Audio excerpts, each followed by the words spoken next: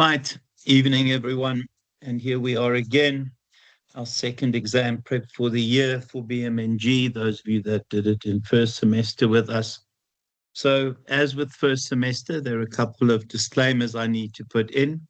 I think these disclaimers are more important in first semester because of, the exam changing completely from the year before. To also just say this exam has again changed from first semester as well. So we were given a set of exam guidelines, and we'll chat about those exam guidelines. What is important, though, that everything we say here, from the lecturer's perspective, we have no clue what will be in the exam.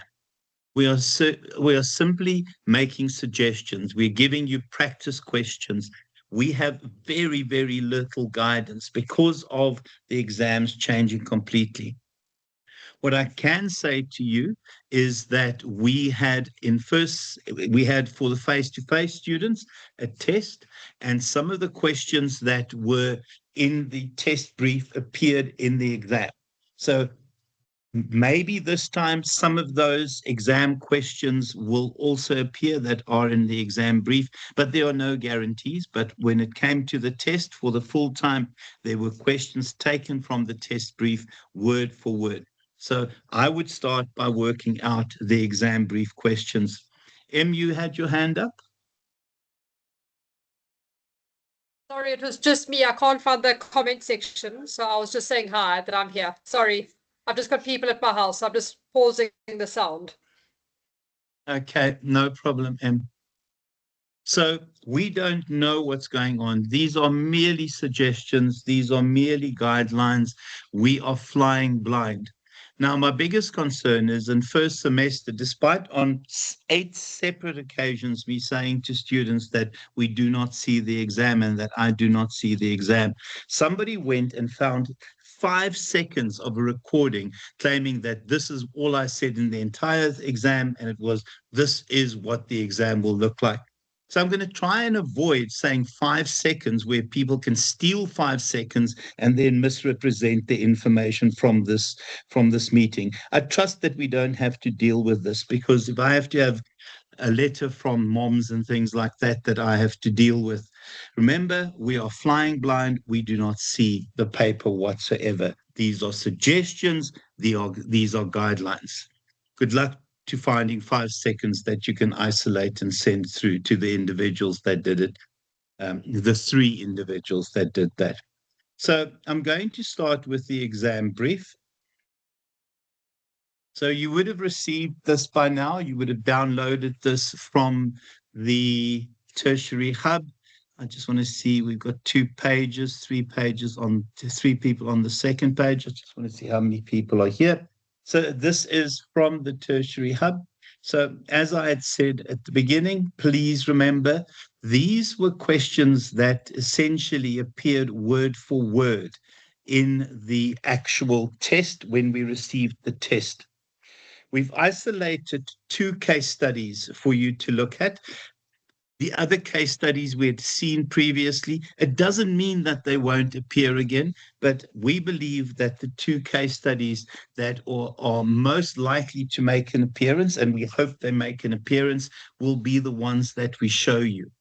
To just say they could still use some of the other case studies that were given as part of the exam brief, but we've seen those case studies as exams previously.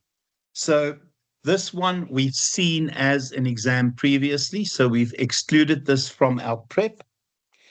This one we have not seen before, so this is the first time that we're seeing it, so we've included that in the prep. And then this one we've not seen before, and we've included this in the prep. So based on that, and so unique clothing I have seen before, and I didn't include it in the prep. So you're likely to see the question from case study 2 and case 3. Based on that, we then had a glance at what the case study said and tried to isolate some of the potential questions that might come up. I just want to thank Emily for these slides. Em, thank you so much for doing these slides. Really, really appreciate it. These are some of the suggested questions that I've also looked at. So in terms It's such a of pleasure. the Anytime. Thanks, AM. So important here, guys, a significant shift. It is not a report format anymore. It is standalone questions. There may be cases included. Obviously, the case is there, but they are standalone questions based on the case. Right. So in terms of the cases that I would Sorry, Dr. ignore, Hiddy, can I just pop in for 1 second? yes. Just please, like my students, I'm obviously on the 3rd year full-time campus in Port Elizabeth. The exam brief has excluded Learning Unit 1 from the exam, which they haven't done previously. I'm not too sure of the reasoning, but just so you know, Learning Unit 1 is not being asked in the exam. I don't know if you mentioned Thanks that for earlier. that, Em. I actually forgot to say that. Yeah, So if you Learning go Unit back 1. to my previous slide, go back, I just know these slides. Go back to the previous slide and the previous slide. Okay, It sorry. specifically said it in the exam brief. Okay, yes, I saw it in the exam brief. I'll show the exam brief again. Okay, so this one we've included here in the slides. I would be very surprised if this makes an appearance, the Old Mutual one, and you can have a glance at it. There's some guidelines around it, but I don't believe this one will make an appearance, but we never ever know. The kinds of things that we've seen in the past and what potentially could be exam questions. No, this will not be an exam question because this is Learning Unit 1. And I've just realized that. And then But sustainable innovation and disruptive innovation, is that Learning Unit 2? Corporate that's strategy Learning is Learning Unit Unit 2. 3. Yeah, and Yeah. corporate strategy learning Learning 3. Unit So 3. wherever we've suggested something from Learning Unit 1, please ignore those as well. So in terms of the questions there, you can see the way the question is asked. The focus for me is for you to try and work through these prep questions, to have a glance at the case study, to try and look at the prep questions. What is important about the prep questions is that it's based on the content of the case studies. So you can have a glance at each of those and then work the answers out to those.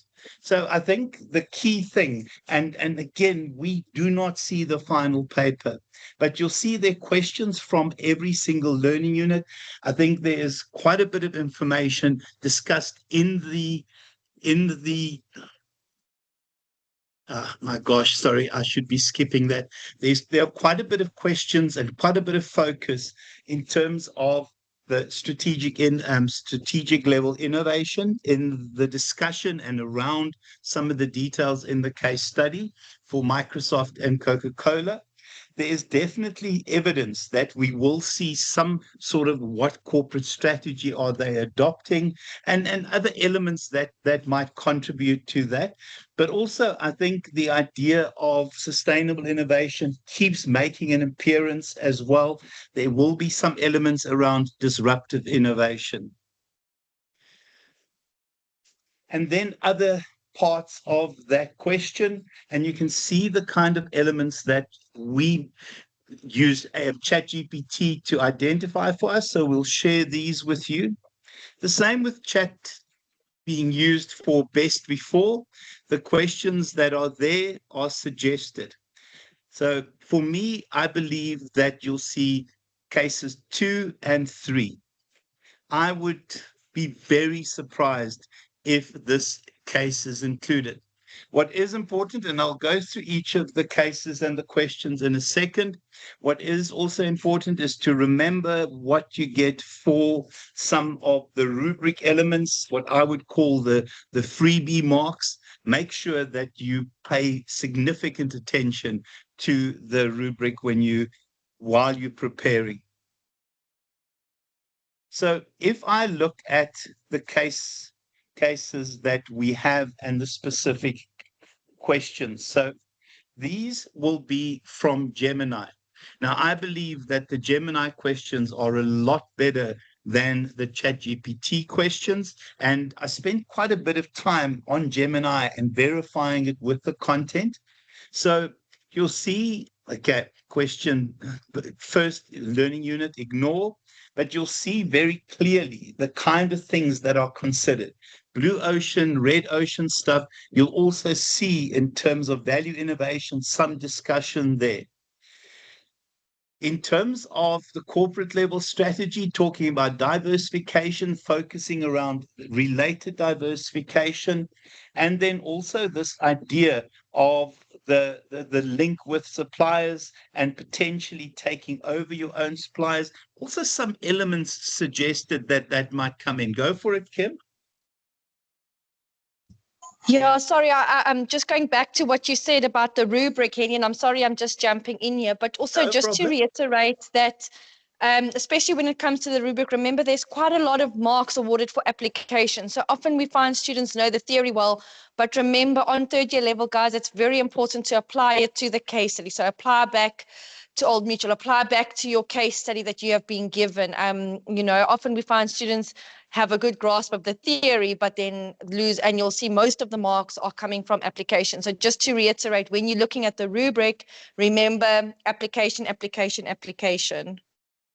And that's a good point, Kim. So for each of these suggested questions, what I would do is I would go and work out answers for those and go and find examples of value innovation, of disruptive innovation, of diversification in terms of learning unit 3.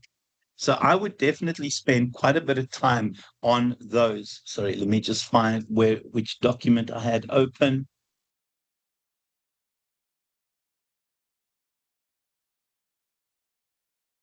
I've had the Gemini document open.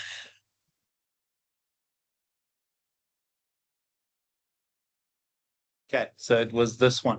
So what I would do is I would take these questions, I would work out the theory, and I would find examples of application stuff from the case studies. Go for it, Emma Jane. Hi there. I just wanted to quickly ask, will we be given these questions just to work through? 100%. Okay, perfect. Thank 100%. you. So we're going to share these with you. We didn't want to share them too early because honestly, we were a bit concerned that it might create the incorrect impression again. Okay. Stanley, go for it. Thank you, Doctor. Stanley, you okay, boy? So we will definitely sorry, I share pressed that these. by mistake. No problem, boy. Okay. So corporate level strategy, the third one.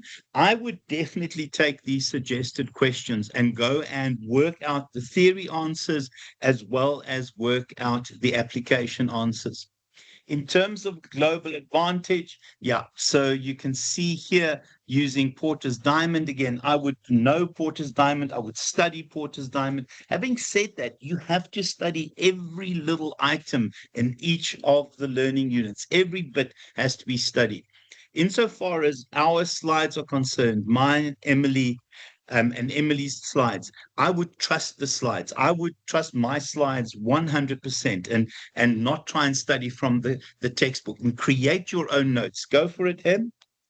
Hi, Dr. Henny. Sorry, just to add to that, I just know that obviously being on the program last year to this year, that what's added into the global strategy one or the globalization strategy is the CAGE model. It wasn't there in last year's textbook. It's there in this year's textbook. So the Porter's Diamond model and the CAGE model, CAGE, is also in the new edition of the textbook. I was just thinking of that now. And those are obviously all in from my an application slides. perspective, using the Porter's Diamond and also adding the CAGE model, CAGE. Application, 100% think it will come up. Thanks, Em, for that. So just remember, it is not in last year's textbook. And I know that some of my students were using last year's textbook. Please be careful that you have the current textbook or just use our slides because our slides are obviously updated. And then, yeah, you can look at strategic leadership. Again, you are likely to see strategic leadership questions. In the past, they've loved asking the difference between strategic leadership, visionary leadership, managerial leadership. Please also remember around organizational culture, because there are quite a few cultural elements in these case studies that are included. So for the other one that I have, it is, sorry, and I'm going to share my Gemini ones first. So just ignore Learning Unit 1. So you can see here questions around process innovation, product innovation, looking at the idea of open innovation, but we're talking about this idea of just, they will get you to explain one of those components in terms of innovation. From a corporate level perspective, have a glance at these. Definitely have a glance at these also. I think, again, the idea of strategic alliances, you'll spend a bit of time on that. Yeah, there's a lot of information. Now, remember, this was generated by chat and by Gemini. So, again, these questions are not our own. And then just also the idea of the supply chain, all part of this local responsiveness, making sure that we also are cost efficient, and you can look at other elements in each of these questions. Those are the Gemini papers. The ChatGPT papers are these ones here. So please, again, ignore section A. You can see elements in terms of each of the questions. They are generated via AI, but we will make sure that we share these.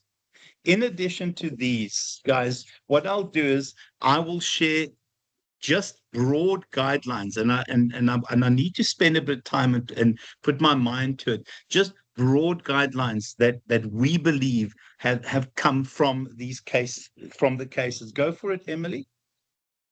Dr. Henny, sorry, my brain's just processing now while you're talking. But also something that I think to add to that is the last chapter of the textbook. I've seen it come up in many papers, and it's applicable to now as well, is the organizational architecture, that diagram by Lee someone. I've seen it come up many times. I just haven't seen it in the notes here. But the author is Lee. And it talks about culture, it talks about KSAs, it talks about stakeholders. It's applicable to lots and lots of the last chapter, but there's one big diagram in the last chapter that I've seen come up many times. It's applicable to now. Yeah. So insofar as the slides are concerned, and we all have our own version of the slides. If anyone wants my slides, I think you'll see my slides they're not slides, they're summaries of each of the chapters of the textbook. Yeah, it's Learning Unit 6. Yeah, it's Learning Unit 6. So you'll see in terms of these, this is what we have. If you want my slides, you're most welcome to it. I'm happy to share it with and I think Emily and Kim have my slides.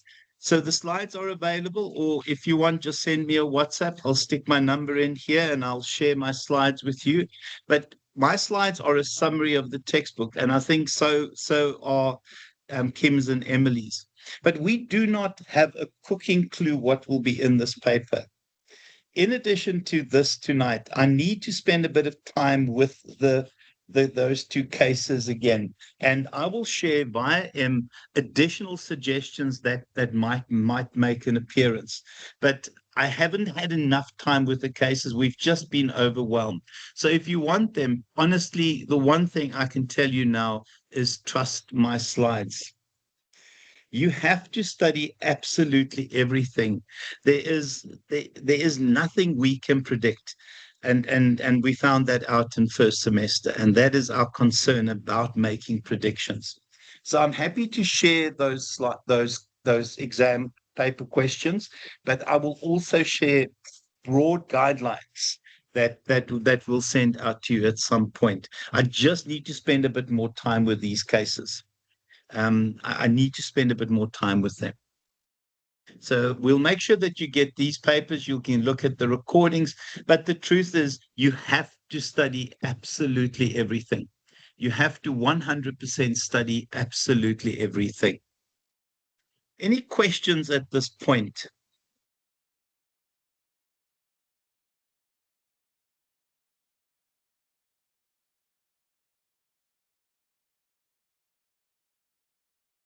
Any concerns, any questions? I'm so reluctant to make predictions because of what happened in first semester and the number of reports I had to write, because I really messed up in first semester by making the wrong predictions. So, but just to reiterate what you're saying, Dr. Henny, obviously we on the Port Elizabeth campus, but 100%, I would totally trust what you're saying and your slides and your notes and your predictions and stuff like that. But just to reiterate what you're saying from another campus, like we have no idea what's coming. As you say, we're making educated predictions on what we've seen in past papers. I've been on the program for 5 years as well.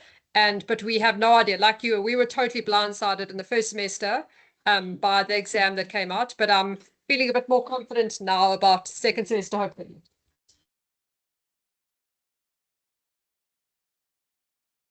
Yeah, and what I'll do, guys, once I've spent a bit more time with these cases, and I'll get to it certainly very, very soon, is I will do a separate recording that I'll also share with you. It's just a separate recording, making suggestions from my side what might be there. Reluctantly, guys, these are all ChatGPT and Gemini generated, but at least we tried something different. But we are honestly flying blind. So you will get the slides if you want them, and then also I will make a separate recording where I will look at each of those cases and just work through my brains again and see what I've missed, and that will be made available as well. Kim? Yeah, so thanks. Just to say what Emily was also saying, Doc, thank you so much for all the effort. We know that last semester we all got our fingers burned, but we are positive this semester will go better. And then also just to remind everybody, and I'm sure it's not anyone who's online, because I know all of you students online are the students who work really, really hard, and also maybe anybody else who's listening, we find the assignment marks are quite high. So you're going into the exam with a high CAS mark or a high mark, and then you think you don't have to study so hard for the exam. Remember, there's still an exam sub minimum. So no matter how high your CAS mark is, if you don't get at least 30% in your exam, you're going to fail the module. So, and I know 30% sounds like not a lot to get, but trust me, I have it in the past where students have got 90%, 80% for assignments. They think they only need to get 10% for the exam, so they don't really put any effort in, and they end up having to repeat the module. So just a friendly warning, just a reminder, guys, that, you still need to pass the exam in order to pass the module. So well done for all the high assignment marks, but we want to rather aim for those distinctions and not just the 30%ers. Go for it, Em. And sorry, Kim, 100%. Sorry, I'm about to think. Just to reiterate what Kim's saying as well, and just the application part, because I've seen so many papers over and over and over. At a third year level, it's more than 50% of the mark goes towards application. So like what I say to my students, shame, they must be so sick of me saying it over and over. But I'm like, if you're unsure, apply it. Practically apply it back to the case study. If you can't think of a case study, think of something else to apply it. But application, application, application, every step of the way. When you answer a question, first must be theory, then must be application every step of the way. Because I had a second year student, I remember last semester, who gave me a perfect textbook answer exam, and I think she should have got close to like 100% if she had applied everything, but I think she got 55% overall because there was no application around. So you might think you have perfect textbook answers and perfect theory, but you have to be able to, at a third year level, you have to be able to apply it every step of the way. Yeah, guys, and spend time with the cases and see if you can pick up stuff that might be questions, and share it, and let's discuss it, because we are blind, but we want to give you some advantage. But my goodness me, it is very, very risky when we do this. So those papers I'll share, hopefully the questions will make sense. But as I said, I will give you a separate recording, and I'm going to spend a lot of time more with my students in Maritzburg, seeing what questions potentially will come out, just working through the case studies, focusing on the case studies, and I'll definitely share that as well. And somehow, somewhere, we might have some fortunate prediction, but the truth is you have to do everything. You have to study everything. And Kim and Emily are right, guys. Generally, 70% of the paper is application. So go and look for examples. Don't try and find the examples in the exam. Go and work through it and find examples where they fit into the different chapters, and have those examples studied before you get to the exam. Because the other thing we found with this exam is that people run out of time. So rather go and look at things around, is there stuff on innovation here? What is on innovation? What is on corporate strategy? What can we tie to in the application and the strategic, giving life to the strategic plan in terms of organizational architecture? Go and look at questions from a leadership perspective. But really and truly, don't try and find those examples in the exam. Spend a lot of time with these cases so that you automatically know this is what is where in the case. I don't know if that makes sense. Even if you have to read it repeatedly, because the first thing you want to do is to look at the questions, because you get that 10-minute period where you can prep and get ready for the paper. You want to almost be able to only focus on the questions, and please, in terms of the questions, have a highlighter so you can isolate exactly what they're asking. Okay, so that you can see what pertinent components they're asking for.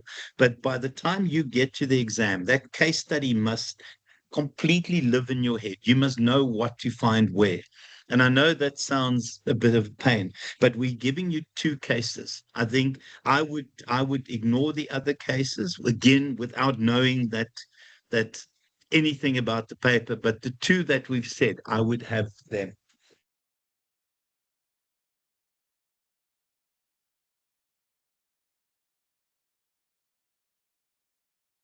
Okay. Any questions? Any comments?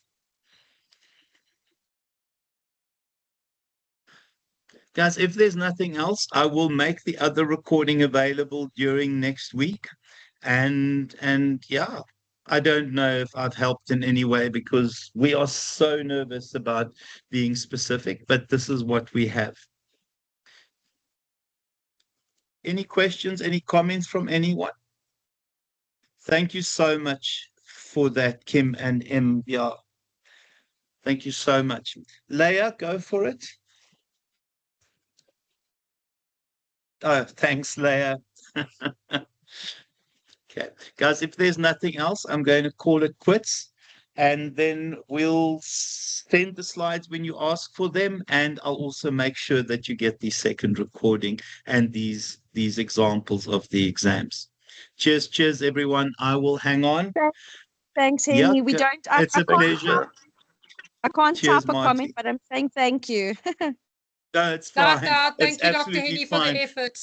We Thank have you, Dr. Henny, my for the lights are effort. flashing on and off, so I don't know what is going on, and we've got a missing cat. So it's quite interesting, all the excitement that's around. So thank you so much, everyone. Please take Good luck, care and Henny. cheers. Bye. Night.